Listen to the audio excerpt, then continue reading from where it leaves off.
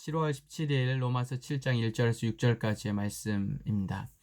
여러분 7장과 8장은 상당히 조금 바울이 격양된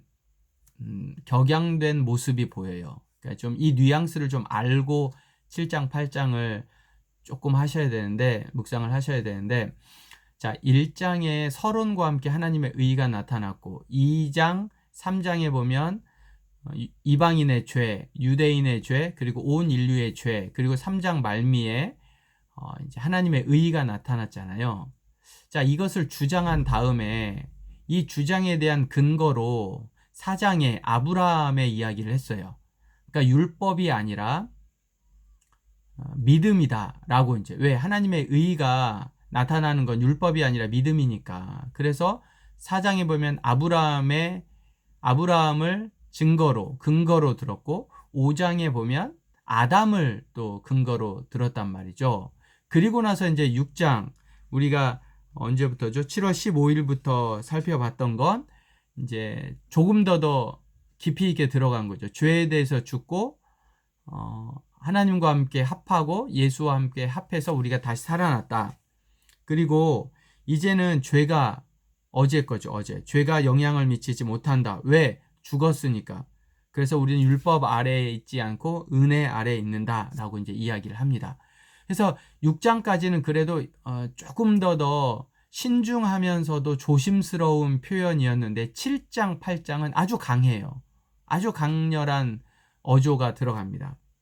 그래서 오늘 말씀해 보면 1절부터 6절까지 계속 반복되는 단어가, 초반부에는 법, 1, 2, 3절에는 법이 강조가 되고 있고 4, 5, 6절에 보면 율법이 강조가 되어져 있어요. 자, 이게 무슨 내용이냐? 여러분이 오늘 큐티를 하다 보면 요 정도는 이해를 하기가 어렵지 않은데, 법이 힘이 있을 때는, 살아 있을 때는 힘이 있다는 거예요. 그러나 법이 죽으면 아무런 영향을 끼치지 못한다라는 이야기를 하고 있어요.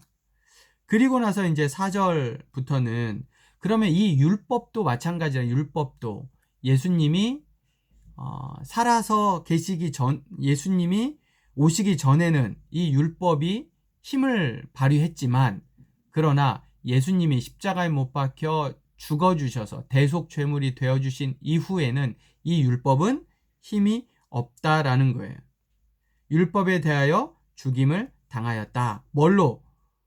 그리스도의 몸으로 말미암아, 이런 이야기를 하고 있는 거죠. 그래서 이제 더 이상 우리가 육신으로 율법으로 말미암는, 5절이죠. 죄의 정욕이 우리 지체 중에서 역사하여 우리로 사망을 위하여 열매를 맺게 하였지만, 6절에 이제는 우리가 얽매였던 것에 대하여 어떻게 했으므로? 죽었으므로 율법에서 벗어났다 라고 이야기를 합니다. 오늘 1절부터 6절까지의 말씀을 우리가 관찰하고 해석하는 데는 어려움이 없는데, 자, 제가 여러분들에게 중요한 이야기를 하나 하겠습니다. 율법과, 그렇다면 계속해서 내일도 마찬가지거든요. 내일도 8장에 들어가기 전까지는, 7장까지는 계속해서 이 관계를 이야기하는데, 이 관계가 뭐냐면 율법과 죄의 관계예요. 율법과 죄의 관계. 그러면 우리가 저번에도 살펴봤죠. 율법을 도대체 왜 만드신 거야? 라고 이제 할 수가 있어요. 그래서 율법이 도대체 무엇이간데 율법과 죄에 대해서 같은 범주로 묶어가지고 보고 있냐라는 거죠. 왜? 율법은 하나님이 주신 거거든요. 그런데 이게 왜 죄의 상징으로, 죄와 연결되는 모습으로 우리에게 늘 사도 바울은 이야기하고 있냐? 율법과 죄의 관계에 대해서 잠깐 이야기를 좀 하겠습니다. 여러분, 원래 하나님이 율법을 주셨을 때는 율법을 지키라고 주셨어요. 그러나 율법을 지킬 수 없다는 것도 하나님이 아셨어요. 그러니까 율법을 온전히 100% 지키는 건 불가능한 거예요. 그러면 율법을 주신 이유가 뭐냐면, 율법을 통해서 죄를 깨닫고, 죄를 깨달을 때는 돌이키라고 주시는 거예요. 그러니까 율법을 주셨을 때의 진짜 포인트는 지키는 거지만, 지키지 못했을 때 하나님 앞에 다시 돌아오는 것까지를 하나님이 요구하시는 거예요. 율법을 통해서. 그게 어디에 나와 있냐면, 여러분 민수기 14장 11절부터 20절에 보면, 민수기 13장하고 14장은 가데스 바네아에 도착해서 정탐꾼, 12정탐꾼을 보내는 이야기란 말이죠. 근데 12정탐꾼을 보내는 것이 10명이 돌아와가지고 안 된다고 하니까 이스라엘 백성들이 그 안 된다라는 사람들의 편을 들어서 하나님 앞에 불순종했어요. 그래서 하나님이 이스라엘 백성들을 치시겠다라고 이제 말씀을 하셨는데, 민수기 13장 11절에서 20절에 보면, 20절에 보면 하나님께서 모세가 이스라엘 백성들의 죄에 대해서 사함을 요구합니다. 이러자 하나님이 20절에 바로 내 말대로 내가 그들을 사하노라 라고 이야기를 하고 있어요. 출애굽기 32장 7절에서 14절에 보면 금송아지를 만드는 사건을 두고 모세가 이스라엘의 범죄함에 대해서 하나님 앞에 뜻을 돌이켜 달라고 이야기를 하자 하나님이 뜻을 돌이키사 화를 내리지 아니하셨다라고 바로 이야기하고 있는 거예요.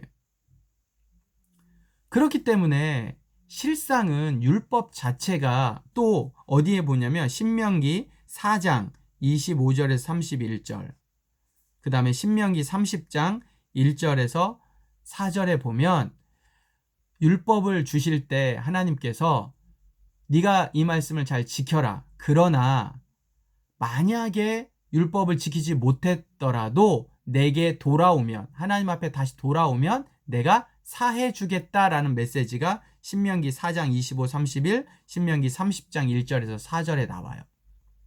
그러니까 율법을 주실 때 처음부터 100%를 요구하신 게 아니었다고요.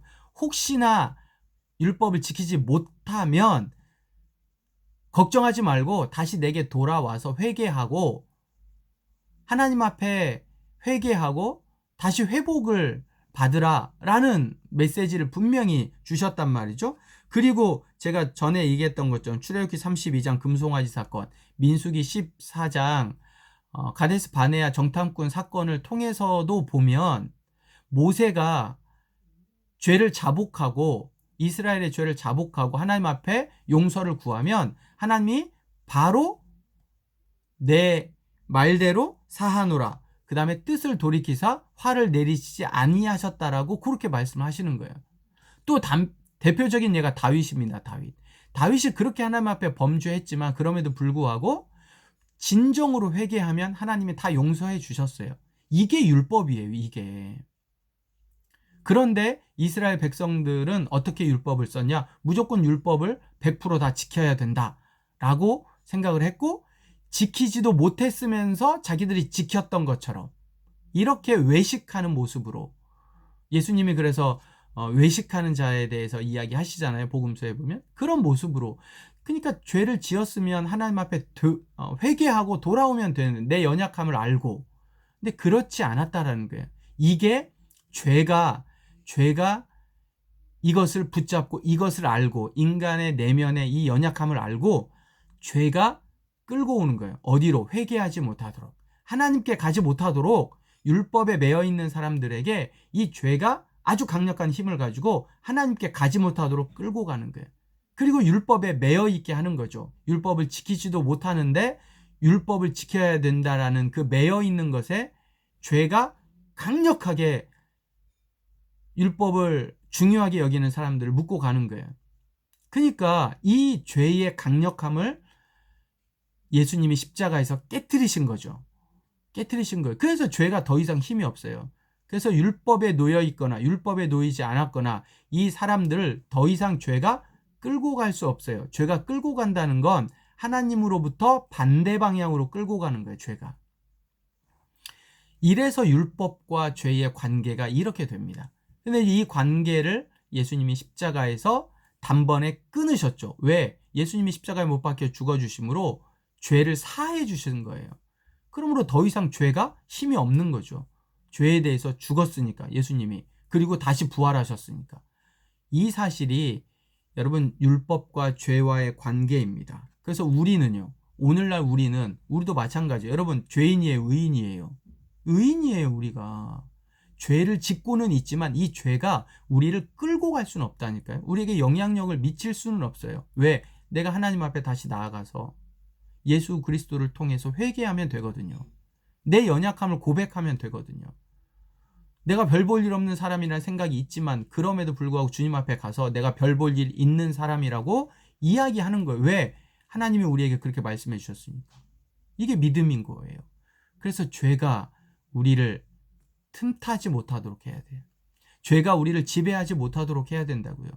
죄가 우리의 육체의 소욕을 끌고 가지 못하도록 해야 돼요. 예수 그리스도를 통해서, 죄사함을 통해서. 이 사실이 율법과 죄의 관계이고 오늘 우리에도 동일하게 적용되는 메시지입니다. 잘 들으시고 이제 율법 아래 있지 않냐고, 예수 그리스도의 은혜 아래 있다는 사실, 그리고 이것은 믿음으로 내가 고백한다는 사실을 기억하고, 여러분 오늘 하루도 은혜 아래, 말씀 아래, 예수 그리스도의 복음 아래 충성스럽게 살아갑시다. 갑시다.